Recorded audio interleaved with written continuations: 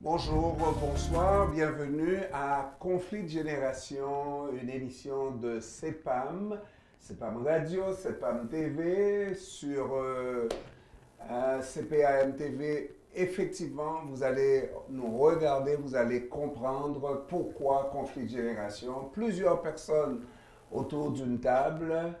Pour parler de conflit de génération, c'est peut-être une question extrêmement importante pour comprendre les différents conflits qui existent dans nos familles et dans le monde également. Alors, pour débuter cette nouvelle émission, on va faire un petit tour de table en commençant par ma gauche. Valérie Herzlou. Bonjour tout le monde, alors Corinne Jacquet. Bonsoir, moi c'est Naïka Rousseau. Et puis, moi-même, c'est Jean-Ernest Pierre. On est là pour parler juste entre nous. On va débuter justement avec le thème de conflit de génération. Pourquoi? Parce qu'on n'est pas né à la même date, à la même année, le même jour. Pourquoi doit-il y avoir conflit?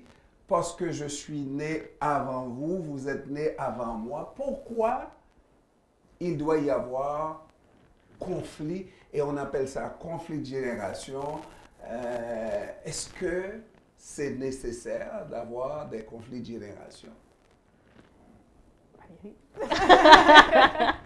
On me met en premier, on spot. Je sais pas si c'est nécessaire d'avoir des conflits de génération. Je pense que c'est naturel de par les choses. On n'est pas nés à la même époque. On a des vécus différents, on vit en même temps, on est tous là en 2022, mais de par les années auxquelles on est né, on voit les choses différemment, on a une perspective différente, ce qui amène potentiellement des conflits entre les générations. Mais ça, c'est mon point de vue. Tout à fait, je suis d'accord. Puis je pense que comme société, en général, on évolue au fil du temps. Donc, clairement, les valeurs changent, les perceptions changent. Même si on voudrait rester dans la même génération, la société en général évolue. Les choses avancent très vite, donc on n'a pas le choix de changer. Bien, c'est sûr que face au changement, à l'inconnu, vaut pas, les gens peuvent avoir peur. Il y a certains conflits face à ça. Donc, comme elle a dit, il y a des valeurs différentes, des objectifs, les choses qu'on voit différemment. Donc, veut ou pas, ça peut amener certaines personnes à avoir des conflits entre eux. Pas nécessairement pour s'imposer l'un l'autre, mais peut-être plus d'aller dans le flow graduellement, puis de faire changement dans chaque génération. Et puisqu'il faut travailler ensemble, toutes les générations doivent travailler ensemble pour faire avancer la société, il semble qu'on finit toujours par trouver un terrain d'entente. Est-ce que ces différentes manières de voir les mêmes événements, quand je dis les mêmes événements, les mêmes éléments, les mêmes choses auxquelles on est confronté, est-ce que c'est ça qui fait évoluer la société d'une certaine manière? Tout à fait. Moi, je pense que du choc des idées naît la lumière, comme on dit. Donc, je pense que lorsqu'il y a des conflits, lorsqu'on s'assoit pour trouver des solutions qui vont plaire aux deux générations, mais qui vont aussi faire avancer les choses, peut-être, c'est là qu'il y a de l'avancement beaucoup plus. Moi, je pense que c'est ça que je pense. Ouais. Oui, effectivement, je pense qu'il faut qu'on travaille ensemble pour avancer, mais ça me fait penser, est-ce que des fois, il y a certaines générations qui tirent plus fort que d'autres sur leurs idées, sur leur façon de faire les choses? Il y a des générations qui peut-être se sont laissées emporter plus rapidement, alors qu'il y en a d'autres qui se battent peut-être un peu plus pour leur point de vue. Bien, avec la technologie qui est là présentement, Exact. c'est sûr que veut ou pas, la plus récente génération, elle prend le dessus avec des informations qui s'échangent aussi rapidement. Donc, veut ou pas, les plus vieux, entre guillemets, ils s'effacent tranquillement. Mais je dirais que justement, lorsqu'il y a conversation, bien, il y a des idées qui peuvent en ressortir où est-ce qu'on peut trouver un terrain d'entente, comme tu l'as dit. Donc, Et c'est peut-être aussi un fait de société.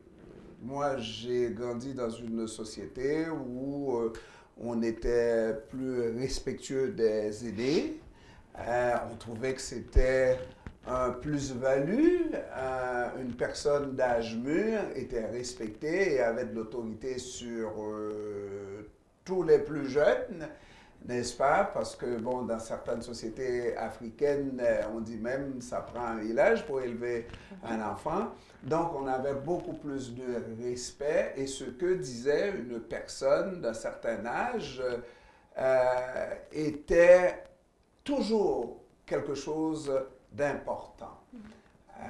Est-ce que c'est le fait de sociétés, d'endroits où on vit qui va nous pousser à ne pas adhérer à ce que le plus vieux avance comme réalité et qu'on va tasser facilement ce que dit l'autre parce qu'on estime qu'on en sait beaucoup plus, justement.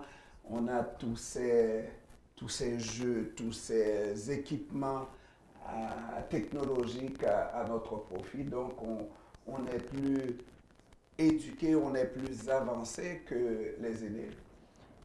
Je pense que, dans le fond, l'ancienne génération, c'était plus, justement, depuis qu'il y avait une figure d'autorité, directement, c'était le respect. Je pense qu'aujourd'hui aussi, il y a toujours le respect, c'est juste qu'on se pose des questions. On ne va pas directement se mettre à genoux devant l'autorité ou quoi que ce soit. On va souvent se poser des questions à savoir, OK, mais pourquoi? Puis par la suite, on va, comment dire, coopérer. Je suis d'accord que notre génération, les générations après nous, remettent plus en question l'autorité, pas parce qu'elle veut manquer de respect aux personnes plus âgées, mais parce qu'on veut aller en profondeur sur le pourquoi des choses. Puis peut-être qu'en comprenant le pourquoi des choses, on peut mieux, après ça, je ne sais pas comment expliquer, mais mieux appliquer ce qu'on a appris ou bien... c'est comme à l'école, quand la différence quand on apprend par cœur versus quand on comprend la logique derrière quelque chose, parce qu'on l'applique dans d'autres problèmes. On pourrait continuer à apprendre par cœur sans se poser trop de questions, juste assimiler, enregistrer, absorber l'information, mais ici, surtout au Québec aussi, je vois que la manière d'éduquer les jeunes, c'est plutôt d'apprendre la logique derrière les choses pour qu'ils puissent ensuite l'appliquer à différentes situations. Je pense que c'est la même chose quand on écoute des gens plus âgés. On va comprendre leur logique, mais on ne va pas nécessairement recracher tout ce qu'ils nous disent et le prendre pour acquis toujours. On va remettre en question pour pouvoir mieux comprendre d'où est-ce qu'ils viennent et pourquoi ils disent ce qu'ils disent. Oui, entièrement d'accord avec les filles. Je pense que c'est ce qui fait qu'on évolue aussi, le fait qu'on remet en question, qu'on se pose des questions, qu'on réfléchit, qu'on approfondit, qu'on ne prend pas ce que les gens nous disent tout cru, mais qu'on se pose des réelles questions à savoir qu'est-ce que je conserve, qu'est-ce qui est réel et qu'est-ce que je mets de côté puis je ne prends pas.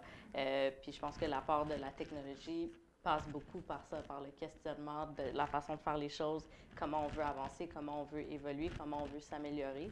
Et ça peut créer des clashs de génération parce que je pense que pour les aînés, pour eux, ça paraît comme un manque de respect. Quand tu poses la question, pourquoi, moi je me souviens avec mes parents, ils disent quelque chose, tu te demandes pourquoi, c'est comme manque de respect total, alors que c'est pas du tout l'objectif. L'objectif, c'est vraiment juste de réfléchir et de comprendre. Et si on m'explique le raisonnement, je comprends, j'adhère, puis je passe à autre chose. Mais la perception, justement, des autres générations, c'est que ça ne devrait pas être comme ça. Est-ce qu'il n'y a pas aussi une façon de présenter la chose, de présenter la différence, ce qu'on comprend différemment des parents ou des aînés, n'est-ce pas, qu'on explique, qu'on prenne le temps, parce que, exemple, un avocat peut avoir de la difficulté à comprendre pourquoi le client ne comprend pas quelque chose de très simple. Alors que pour le client, c'est du chinois. N'est-ce pas la même chose, vous qui êtes qui avez été élevé avec la technologie facile pour vous, lorsque vous expliquez comment fonctionne un téléphone qui est vraiment simpliste pour vous, mais c'est peut-être extrêmement difficile pour le parent. Dans tout, et il y a une façon d'amener la chose qui peut être acceptée plus facilement, de même que vous voulez avoir, mais de même que l'autre qui pense qu'il en a vu beaucoup plus que vous, eh ben, lui aussi il a besoin de se faire expliquer, mais tranquillement. Pas vrai? Oui. Ouais. Mais je pense aussi que c'est une certaine ouverture d'esprit des deux côtés. des fois, quand on a une idée, on se dit, OK, ben c'est ça, donc c'est comme ça que tu vas l'apprendre, mais il faut comprendre que justement, l'autre personne aussi, elle a peut-être une méthode différente. Donc, c'est peut-être de s'adapter, de s'ajuster un peu, puis de voir différentes manières de venir l'expliquer à la personne, mais en même temps, il faut que l'autre ait une ouverture d'esprit face à ça. Donc, je pense que pour les gens qui n'ont pas grandi, les générations qui n'ont pas grandi avec la technologie, c'est peut-être plus difficile d'accepter justement qu'ils ne savent pas quelque chose que quelqu'un de plus jeune qu'eux a un savoir qu'eux n'ont pas. Donc, je pense que justement, il faut faire plus attention dans cette optique-là. Mais il y a peut-être une petite surprise. Pour les jeunes filles que vous êtes, non encore mères, je suis dans le secret des dieux, mesdames, messieurs, et vous allez voir la différence de cet enfant qui vous a toujours vu avec des yeux vraiment extraordinaires, et qui, par exemple, dans mon cas, j'étais le roi, celui qui savait tout, et mon père va le faire, quand il va arriver, il va le faire, moi, je vais le dire à mon père, etc., etc. Mon père était tout. Et puis subitement, du tout, on passe à rien du tout, là, c'est pas évident. C'est pas évident. Et on dit même qu'il y a une période tampon entre le moment où tu es roi par rapport à là où tu es rien. Hein?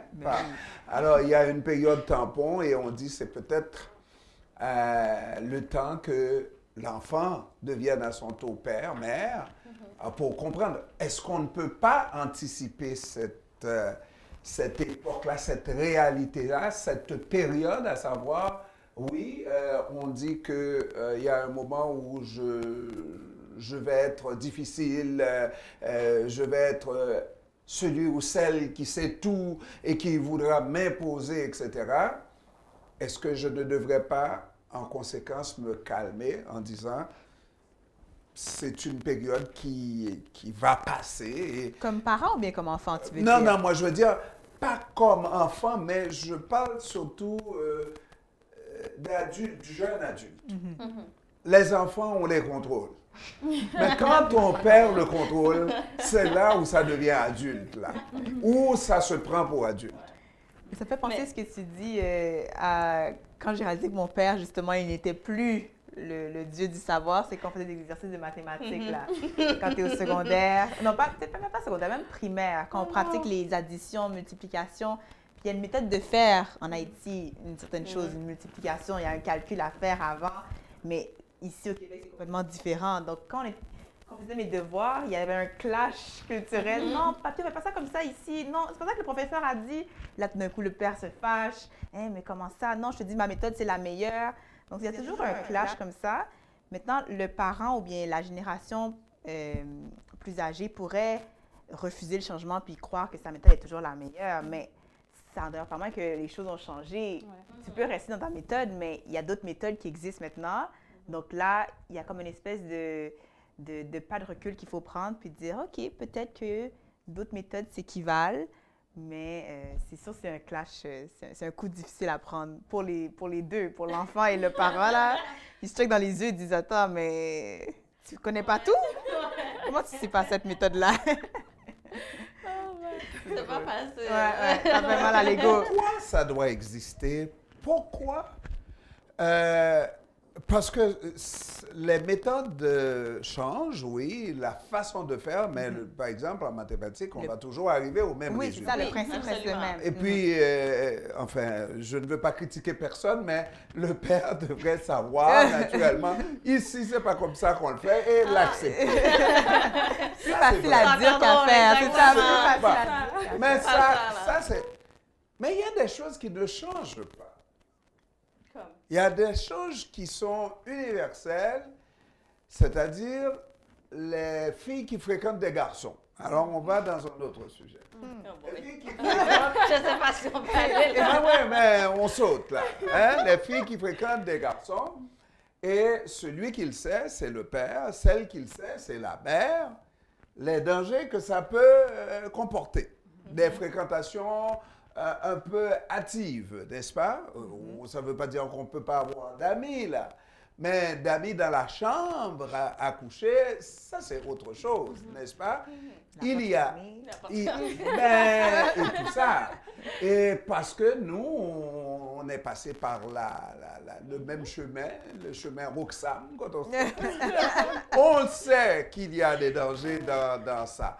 Alors, c'est vrai, c'est difficile pour le jeune, la jeune, de comprendre tout de suite, mais à un moment donné, est-ce que lui ou elle peut comprendre que c'est toujours dans mon intérêt pour me protéger qu'il me dit ça, qu'elle me dit ça? Est-ce qu'à un moment donné, moi je parle encore de l'adolescente, là.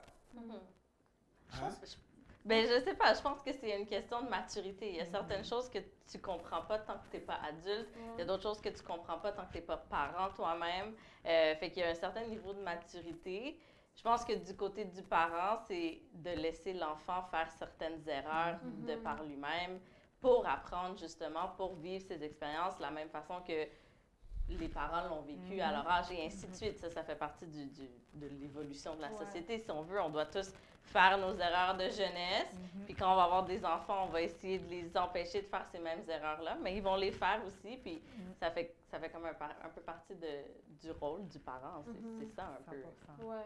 Surtout cette génération-ci, on est vraiment sur la débrouillardise, l'indépendance, l'acceptance de soi. Donc, on veut toujours expérimenter à l'extérieur puis aller voir nos horizons.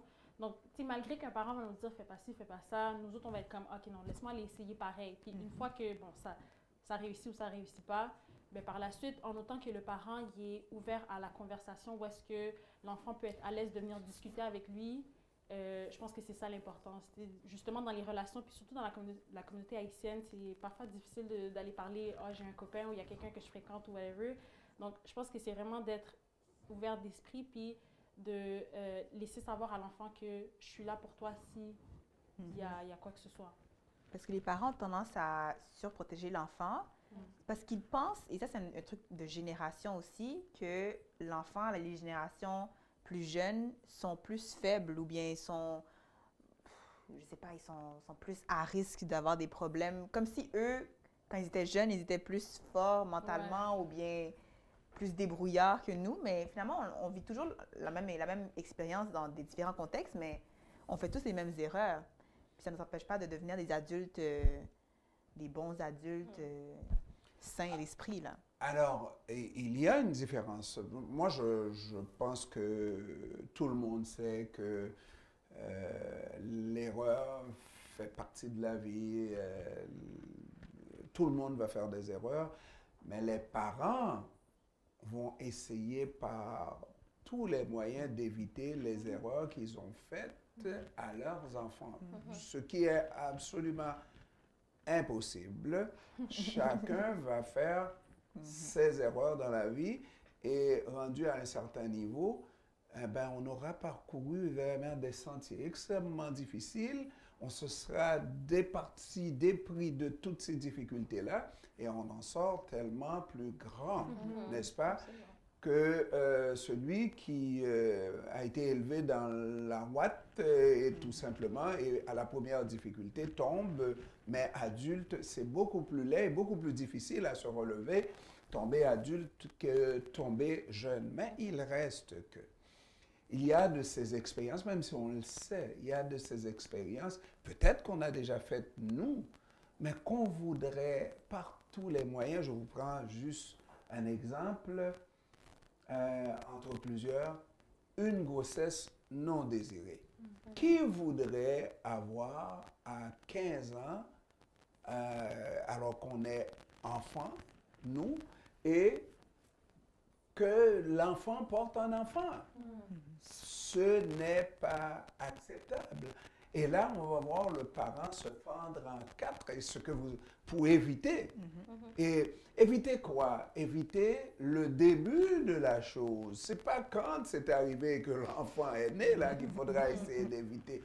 Mais c'est au début et on voit venir, on sait ce qui va se passer un petit peu plus tard. Et ça commence toujours de manière anodine et puis on perd la tête et puis voilà, l'irréparable est arrivé.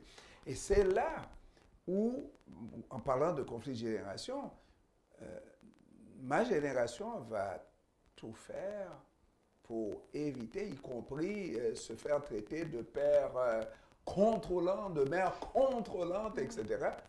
Mais votre génération, vous allez dire, mais non, l'enfant va faire son expérience. Bon, faut pas exagérer, là. Mais c'est pas toute chose Ouais, permis, là. Ce que nous je pense, quelque chose dans laquelle on croit vraiment dans notre génération, c'est de donner confiance à la génération future. On leur inculque nos valeurs quand ils sont jeunes, OK? On les élève, ou bien en tout cas, on les éduque. Mais après ça, à un moment donné, ils sont leur propre personne, leur propre génération, et on doit leur donner confiance qu'avec ce qu'on leur a inculqué, ils vont pouvoir se débrouiller et ils vont pouvoir surmonter les défis qu'ils ont à surmonter, résoudre les problèmes qu'ils ont à résoudre, que ça va bien se passer. Je pense qu'il faut faire confiance à la génération aussi future, qu'on est capable de se débrouiller malgré tout. Je pense que c'est aussi une question de communication, comme Naïka disait. Je pense qu'on communique beaucoup plus, on est plus ouvert à la communication. Donc, on sait que s'il y a un problème, l'enfant va revenir vers nous, il va être à l'aise de nous dire voilà telle situation, telle chose. Alors qu'avec les anciennes générations, la communication, c'était pas quelque chose de valorisé. Donc, on vit nos choses de notre côté, on dit rien à personne et on a cette crainte justement de l'aîné. Alors que notre génération veut se débarrasser de ça. On veut avoir un certain respect, bien entendu, mais pas de crainte de l'adulte ou de l'autre. Comme je pense que c'est ça le problème aussi. Mais quand même si on fait ça, c'est sûr qu'il y aura quand même des clashs entre notre génération et celle future, c'est sûr. Mais arriver à un âge aussi, vers l'âge adulte, parce qu'on comprend mieux la génération avant nous, on arrive à mieux s'entendre, à faire des compromis. On les remercie même par rapport à ce qu'ils nous ont appris. Donc, les choses vont s'ajuster au fur et à mesure qu'on grandit. Alors, on va imaginer un scénario où ma génération va imposer, va prendre toutes les mesures pour éviter certaines fréquentations à nos enfants, que ce soit des amis, qui vont faire des sorties au magasin. Oui, on va magasiner, oui, avec mon ami du quartier, mon ami blanche et blanc, et puis toi, le petit noir, tu vas avec, et tu ne vois même pas que c'est toi, que tous les préposés suivent, et pas l'autre. Alors, quand on fait de notre mieux pour éviter ce type, on ne peut pas faire en sorte qu'il n'y ait pas de sortie du tout entre amis. Mais ça va toujours préoccuper un parent, sachant que nos enfants sont stigmatisés, ils n'ont pas la bonne couleur, mais malheureusement, ils ne voient pas ça. Et c'est là où on dit qu'on voit au-delà de ce que nos yeux nous permettent de voir. Hein? Parce qu'on a déjà vécu ces expériences-là. On sait inévitablement que lorsqu'un jeune noir et un jeune blanc arrivent dans un magasin, on se met à surveiller le jeune noir. Il est potentiellement un voleur, n'est-ce pas? C'est les préjugés. Alors, pour éviter tout ça, qu'est-ce qu'on va faire? On va prendre toutes les mesures pour faire en sorte qu'il y ait de moins en moins de ces sorties-là. Et là, on porte le titre de parent.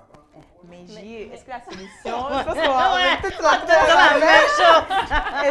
Est-ce que soit on surveille les sorties et entrées de l'enfant, ou bien on l'assoit et on lui explique la problématique. On lui dit, regarde, toi, tu es un jeune noir, on a de temps, comme ils disent les Américains, là. Toi, tu es un jeune noir, tu vas te faire profiler, tu vas devoir réagir d'une certaine manière. Tu ne peux pas te comporter comme d'autres jeunes de ton âge. Fais attention, puis le jeune pourra prendre ses propres décisions par la suite, sachant tout ça. Est-ce que les deux méthodes ne sont pas équivalentes? Je ne dirais même pas qu'elles sont équivalentes. Il y en a une qui est meilleure Je pense qu'il y en a une qui est meilleure que l'autre. Non. On va s'entendre. La méthode qui veut qu'on parle à nos enfants, qu'on leur explique, ben c'est ça l'éducation aussi. Là. C'est ça l'éducation. Au magasin avec tes amis, qu'ils soient blancs ou noirs, et puis moi, je ne peux pas. Alors, ça, c'est des questions. Et parce que quand ils me voient le faire, l'éducation, c'est surtout pas dans ce qu'on dit de faire ou de ne pas faire, c'est surtout dans ce qu'il nous voit faire. Hein? Parce que j'ai déjà dit que lorsqu'on dit à l'enfant d'aller à l'église tous les dimanches et qu'on n'y va pas, là, ben, quand il est obligé d'aller, il va y aller. Mais à partir du moment où il n'est plus obligé, il n'ira pas. Alors, c'est surtout ce qu'on fait que l'enfant va suivre, va répéter. Ça, c'est clair.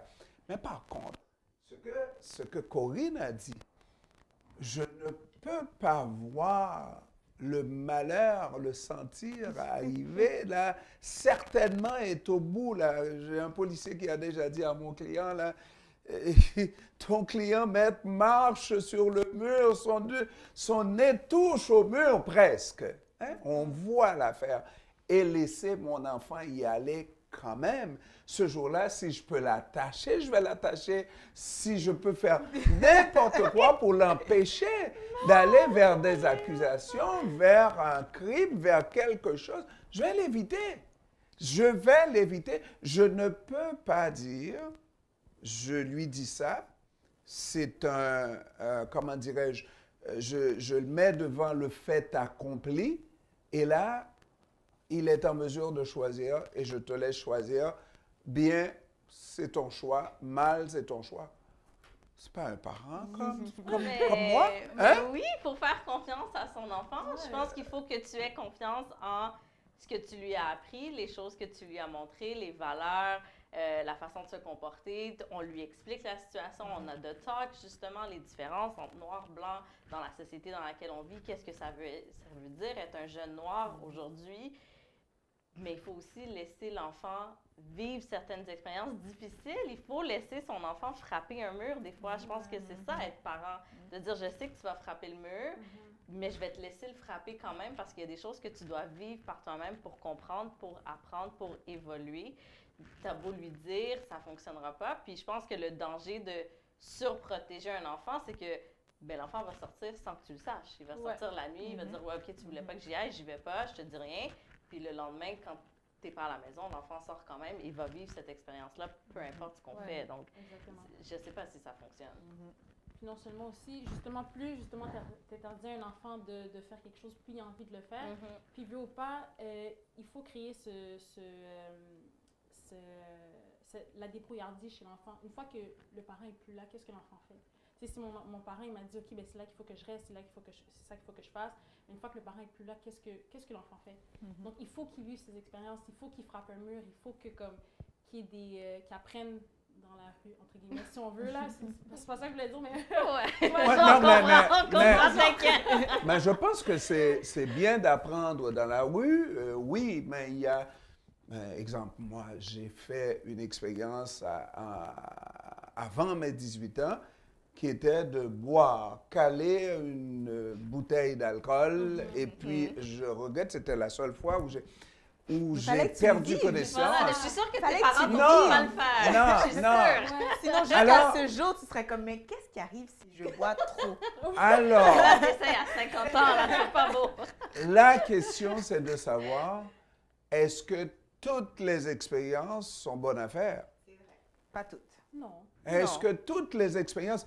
Et on ne parle pas d'alcool, on revient de l'alcool, n'est-ce pas? Et on reprend, et puis on se dit, oh, c'est ça qui m'a fait ça, là, plus jamais. Bon, le fait, par exemple, que la jeune fréquente un autre qu'on voit plus vieux, plus wise, et puis on voit déjà ses intentions sont mauvaises, etc.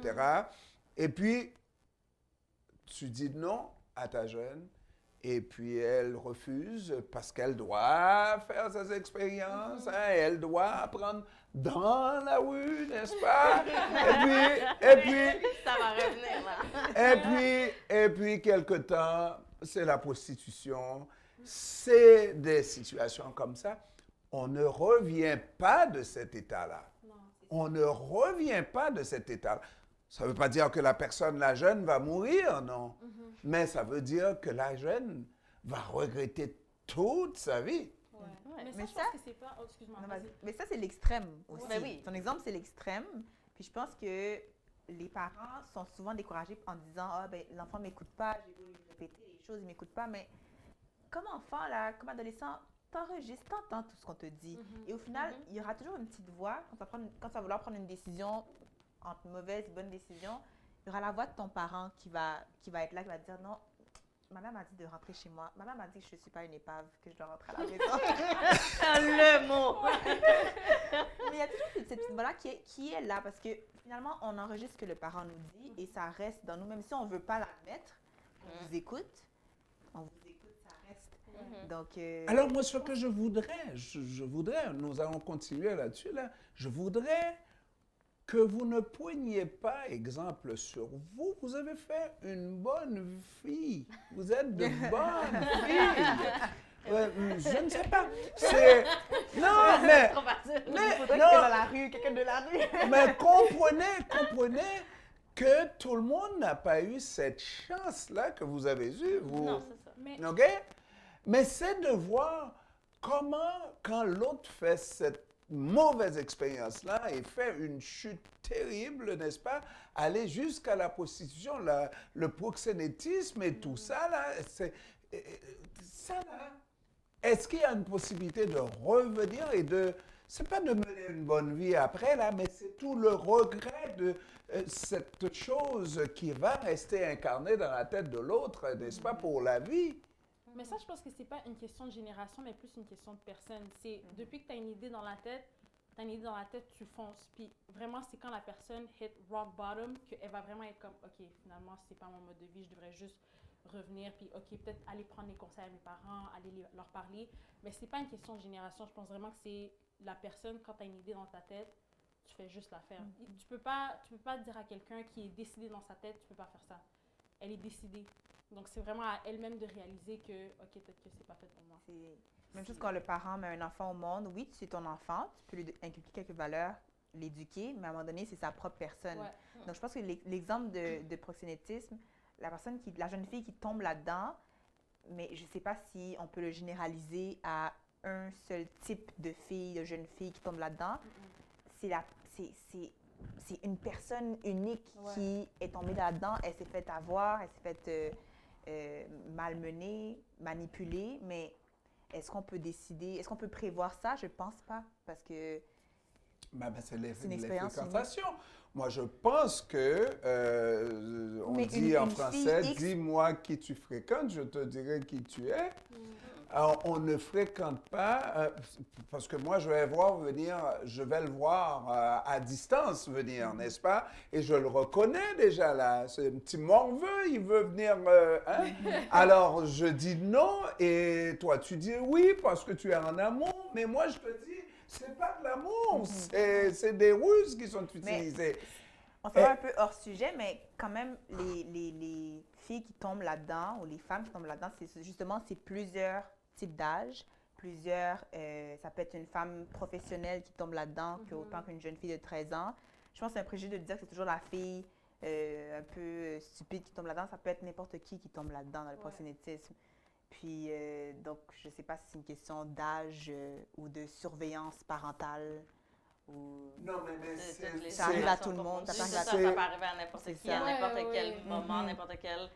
Parce qu'il y a d'autres facteurs qui entrent en jeu que l'âge ou bien l'éducation.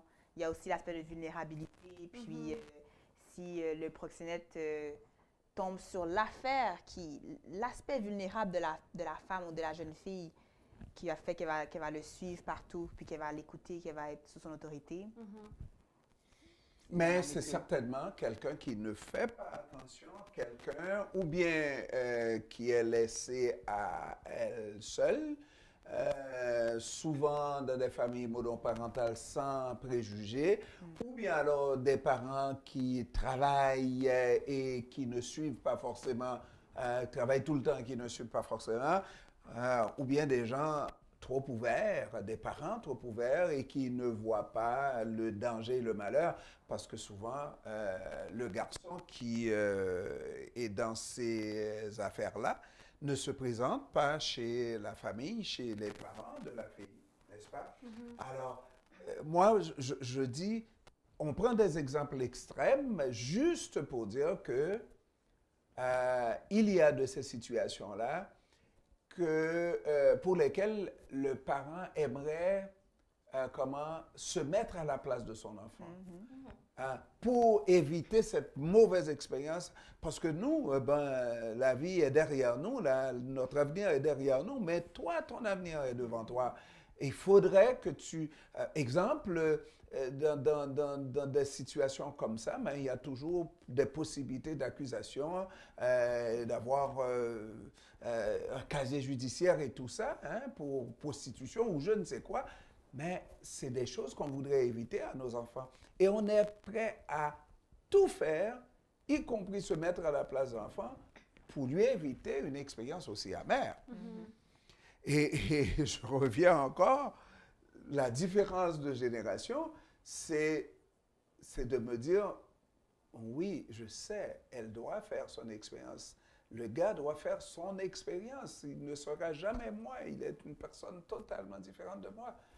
Mais je ne peux pas admettre qu'il doit faire cette expérience-là puisqu'il doit passer par là pour être lui-même. Il faut absolument qu'il fasse... Et on revient à dire, toutes les expériences ne sont pas nécessairement bonnes à faire. Non, mais... Vas-y. Non, mais fois, j'allais juste dire, dans ce cas-là, ce serait quoi la mesure à prendre, justement, pour la fille? Est-ce que ça serait de l'attacher? Est-ce que ça serait... c'est quoi? Tu sais, je veux dire, c'est quoi? Jusqu'où on va pour protéger l'enfant? Au nom de la protection de l'enfant, là. Jusqu'où on va? Alors on va éviter les appels à la DPJ et tout ça. Quand il y a encore le cas de DPJ, on va essayer d'éviter ça. Mais on ferait tout. Moi, je dis qu'on ferait tout. On sait que finalement, là, ce qui doit se faire va se faire. Et puis...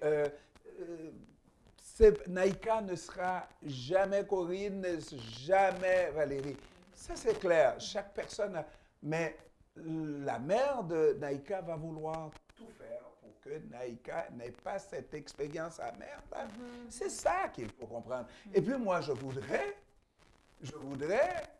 que même lorsqu'on soit de générations différentes, on puisse regarder cette chose-là comme une nécessité et une urgence pour, c'est-à-dire penser comme nous en disant n'importe quoi pour éviter ce calvaire-là, ma fille. Mais c'est sûr. C'est un instinct presque animal. C'est ça. Je pense que on va l'avoir nous aussi quand on sera parents. Ben oui, on dit ça maintenant, là, on parle, on va faire des conversations, Ouais. là. Mais on sait tous que si un jour une de nos filles revient, non, comme il y a un instinct parental, un instinct maternel qui embarque et la conversation prend le bord, comme on dit, comme on passe à l'action. Fait que je pense que ça, c'est inné. Je pense que l'étape qu'on ferait avant justement d'arriver à attacher notre enfant, ça serait d'avoir cette conversation-là. Ouais. Mais ultimement, je pense qu'on serait tous rendus à un point où est-ce qu'on dit, ben non, on attache l'enfant, c'est fini. Comme, il n'y a rien à faire, là, c'est fini. Je pense que vraiment, ce qui perdure à travers les générations, je pense que protéger son enfant, c'est instinctif. Ouais. Ça va perdurer malgré tout. Peut-être sous différentes formes. On va essayer différentes méthodes, mais ça va rester quand même. Alors maintenant, sur des choses spécifiques, c'est vrai, on peut ne pas s'entendre sur des choses qui sont plutôt spécifiques. Et puis, je vois que tu ne comprends pas et puis je ne peux pas t'expliquer pourquoi tu ne comprends pas, c'est parce que tu es vieux et puis bon, etc. Mais il faut juste se dire, on ne va pas s'entendre. On peut continuer à se parler, mais on ne va pas s'entendre. Mais des fois, c'est vraiment de se dire, OK, mais, on ne va pas être d'accord, mais c'est correct. Est-ce qu'il n'y a pas un âge où on veut volontairement être de mauvais poil? On veut donner des problèmes. On ne veut rien savoir. On ne veut pas. En fait, on veut avoir raison. On veut avoir raison à tout prix. Parce que il faut s'affirmer qu'on est aussi grand, surtout, hein, on est grande, plus grande que maman, ou à peu près. Je vois Naïka, là. Et puis, bon, pour nous afficher, il faut parler fort. Le gars parle fort, mais sans être certain de ce qu'il avance. Sans être certaine de ce qu'elle avance. On veut, c'est ça, ça s'appelle s'opposer pour s'imposer. Hein? Et ça, là, il n'y a rien à faire contre ça parce que le dialogue n'a pas sa place. Non. Ouais. Non. Et ça, je ne sais pas. Je n'ai pas de solution. Ben, ça fait partie de la vie. Être humble dans ta discussion. Les deux générations. Écoute l'autre. Comme c'est quoi là, le proverbe là? Tout ce que je sais, c'est que je ne sais rien là. Ah ouais. Ah oui. Je sais. Peut-être que si on partait avec cette mentalité-là, il y aurait un peu moins de conflits, mais c'est inévitable. Je pense Trop. pas. C'est Je pense que c'est inévitable. inévitable. Il y a une période de la vie, Ouais. comme l'adolescence. Il y a une partie de l'adolescence parce que c'est inévitable. Tu veux rien savoir. Tu veux rien savoir, tu veux rien entendre. Tu absorbes, comme tu disais tantôt, mais tu dis pas que tu Non, absorbes. mais Tu non. fais semblant que Non, tu non, as non. compris, c'est contre tout. Comme, je pense que c'est naturel. Ça fait partie je sais pas, de l'évolution de l'humain. Je sais pas là d'où ça part, mais je pense qu'il faut passer par ce processus de comme je rejette tout ce qu'on m'a dit, j'écoute absolument rien, je fais à ma tête, la rébellion, tout ça, pour avoir ce retour aux sources éventuellement. 100%. Parce qu'on a tous, je pense, ce retour aux sources après notre période de comme rébellion. Et là, tu prends un moment pour te poser et tu fais comme ah, ok, finalement. C'était pas super. Avez-vous déjà réfléchi sur ces jeunes qu'on appelle ceux qui sont dans les intersections de rue et qui, des squeegees, n'est-ce pas, qui... Sans-abri? Sans-abri? Hein? Des sans-abri? Est-ce qu'ils sont des sans-abri? Ça se peut. Mais en tout cas, ils nous lavent nos voitures, nous lavent les vitres pour avoir $1, quelque chose dans le genre. Et dont on dit qu'ils viennent de bons parents, de bonnes familles, comme on dit, n'est-ce pas? Et qui seulement veulent faire leur expérience et quittent souvent des régions pour venir à Montréal, grossir, par opposition aux parents, parce qu'ils ne veulent pas vivre avec ces parents-là. Ils veulent aller faire leurs expériences. Ils sont itinérants par choix. Oui, dans les situations semblables. J'ai l'impression que c'est comme une histoire qu'on a entendue, puis maintenant c'est comme un stéréotype répandu, parce que je sais pas si c'est la majorité des gens qui sont itinérants, qui sont vraiment là pour vivre une expérience et tout ce que je sais, contester la société. Je sais, moi, je suis arrivé à 26 ans au Canada. J'avais $50 américains dans mes poches. Et puis, je me suis arrangé pour ne jamais faire de squeege et vivre dans la rue. Et j'ai travaillé tout le temps. Et moi, je me dis que si un Québécois né au Québec et avec l'éducation, n'est-ce pas, veut travailler, il va pouvoir travailler et éviter la rue. C'est un choix très souvent. C'est peut-être aussi un problème mental qui est vécu, mais souvent, ce jeune a beaucoup plus de possibilités qu'un autre qui vient d'ailleurs, n'est-ce pas, avec une mauvaise couleur en plus, et qui a pu faire son chemin. Mais tout le monde au Québec peut faire son chemin. Alors moi, je ne me dis pas que c'est une histoire inventée. Il y a peut-être un peu d'histoire là-dedans, peut-être romancée, mais tout n'est pas inventé là-dedans. Alors donc, encore une fois, on regarde la chose comme des enfants qui veulent vivre leurs expériences, puisque le mot à la mode, c'est de vivre son expérience par soi-même. Alors, on fonce dans la vie et ça se raconte au contraire. Quelques années plus tard, j'ai fait ci, j'ai fait ça, j'ai fait ci, y compris, j'ai fait un petit vol à l'étalage. Vous avez déjà entendu ça? Ce pas des histoires racontées, hein? C'est des histoires vécues. Alors, il y a des choix qu'on peut faire parce que c'est le moment de le faire, ou alors il y a des choix qu'on fait et qu'on regrette par la suite, n'est-ce pas? Une expérience, si tu être itinérant par choix pendant un moment de temps.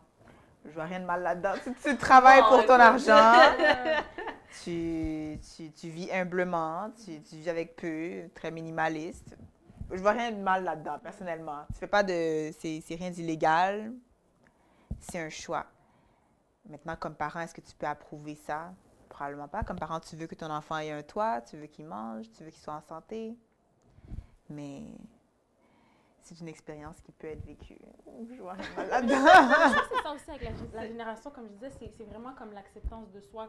Tu peux être qui tu veux, comme tu le veux, alors que justement, pour les parents, c'est plus, ben, il faut que tu aies un travail, il faut que tu te maries, il faut que tu aies des enfants, il faut que tu aies une carrière et tout. Il y a comme déjà un chemin prédéterminé pour l'enfant, alors que la génération d'aujourd'hui, c'est vraiment plus dans l'expérience, justement, je vais aller voir dans cette branche-là ou dans cette branche-là à la place.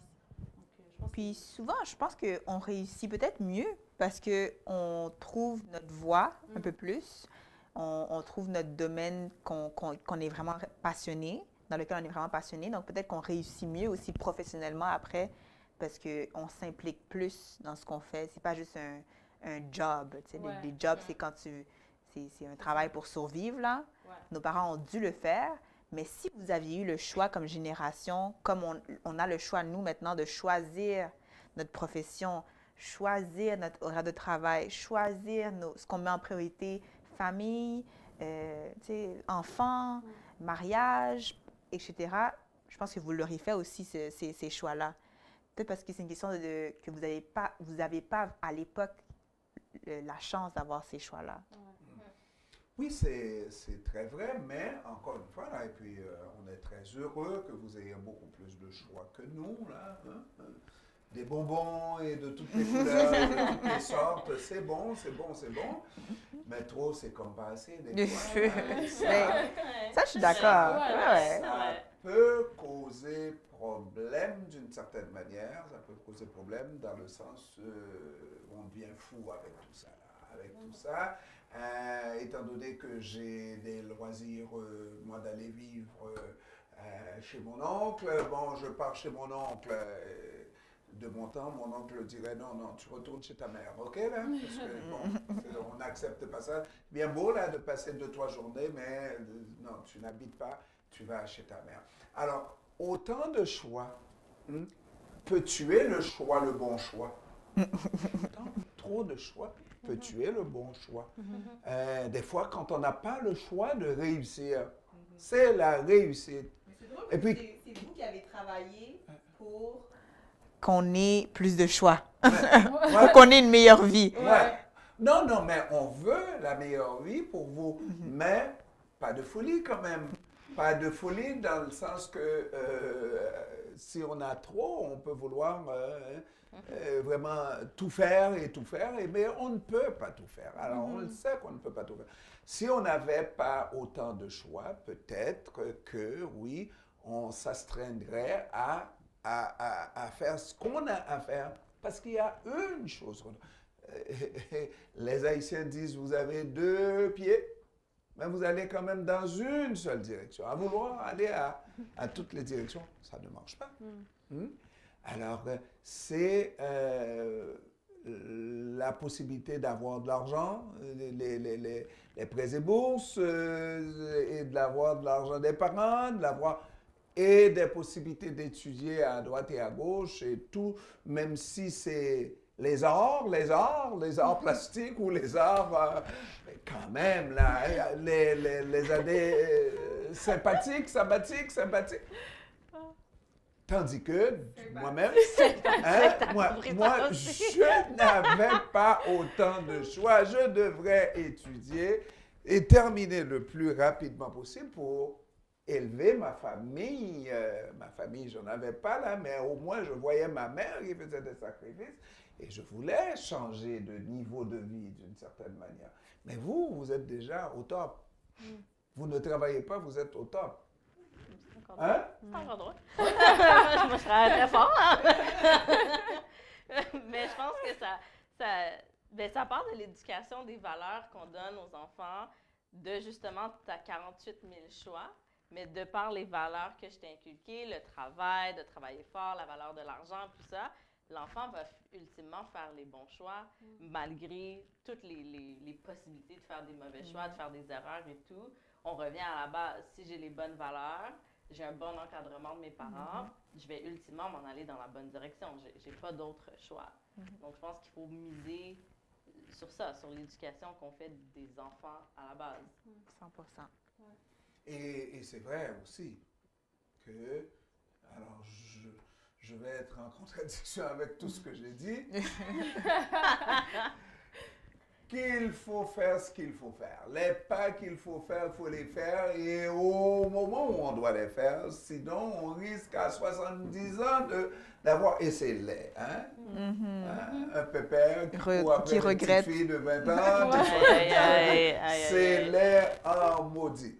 Parce qu'il ne l'a pas fait quand il avait 20 ans. Exact. Alors donc, oui qu'il faut les faire, mais il faut savoir qu'on doit se contrôler et faire, n'est-ce pas, tout juste ce qu'il faut faire pour quand même aller vers une réussite, parce que tout le monde, on cherche à réussir dans la vie. Bon, alors, dernier point ce soir, parce que, et c'est Valérie qui nous a mis sur la piste, de savoir, finalement, on revient à la case de départ.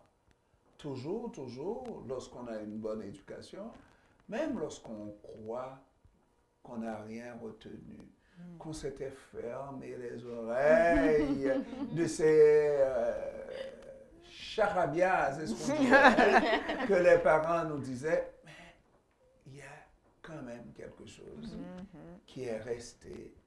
Et c'est dans les moments les plus difficiles que ça va refaire surface. Corinne a parlé de la petite voix du père, de la mère qui sonne. Et ça nous amène à parler de ces valeurs. Ce qui reste là, c'est ça qui représente nos valeurs. C'est ce qu'on est véritablement. Et ça, quand on parle de valeurs, il n'y a pas de conflit. Pas de conflit entre les générations. On s'entend tous sur les vraies valeurs. Tu ne tueras point. Tu ne voleras point.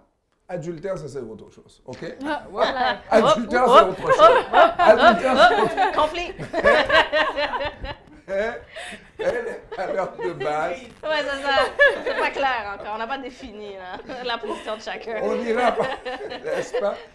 Donc, il y a ces vraies valeurs qui restent, peu importe, n'est-ce pas? Et c'est un petit peu pour ça qu'il faut les donner, qu'il ne faut pas se contenter de dire « je vais te dire ça », c'est comme l'enseignant qui arrive, « je sais que tu ne comprendras pas là, mais je vais te le dire quand même, les mathématiques, mais c'est ça c'est 1, moins l'infini, plus l'infini, mais je sais que tu ne retiendras pas. » Non, je te le dis pour que tu retiennes, n'est-ce pas? Parce que c'est ça qui va t'aider. C'est ça qui va rester dans les moments les plus difficiles. Donc, les générations n'ont pas à se battre toujours, ne se battent pas toujours sur tous les points, parce que les valeurs restent des valeurs. Et quelquefois, on va parler, dans un autre sens, de valeurs sûres, n'est-ce pas? Alors, qu'est-ce qu'il faut faire pour enseigner ces valeurs-là et que ça reste? Même lorsqu'on sait qu'il ne veut rien savoir, il se ferme les oreilles à double tour. Comment qu'on fait? On répète, puis on monte par l'exemple, comme tu as dit. Puis le reste va se faire tout seul, c'est sûr. Puis à l'école aussi, dans les cours d'éthique et culture religieuse, je me rappelle, les valeurs, c'est notre identité. Donc, les professeurs, souvent, voulaient qu'on s'assoie, qu'on écrive « Quelles sont les valeurs pour toi, jeune enfant de 12-13 ans, qui sont primordiales pour toi? » C'est des questions qu'on nous force à se poser à l'école. Puis souvent, on va dire ce que nos parents nous ont dit, ce qu'on a retenu de ce que nos parents nous ont dit, du moins. Puis à partir de là, ça va rester. Ouais. Je pense aussi c'est de dire le pourquoi. Comme on dit, notre génération se pose souvent des questions, donc c'est de venir appuyer avec un pourquoi, c'est comme ça, pourquoi c'est comme ça. Donc, Alors, donc, on dit qu'il faut répéter et très souvent, parce que c'est ça qui va rester, n'est-ce pas? Et souvent, on va avoir l'impression qu'on s'en va vers le néant, n'est-ce pas? Puisqu'il a les deux oreilles fermées et qu'il ne veut rien savoir. Je vous donne une anecdote. C'est Maxime, mon fils, qui la dernière fois qu'on l'a amené à l'église catholique et qui ne voulait vraiment pas y aller, le prêtre était là en avant et Maxime regardait le mur là, de l'autre côté. Ça là, il voulait rien savoir.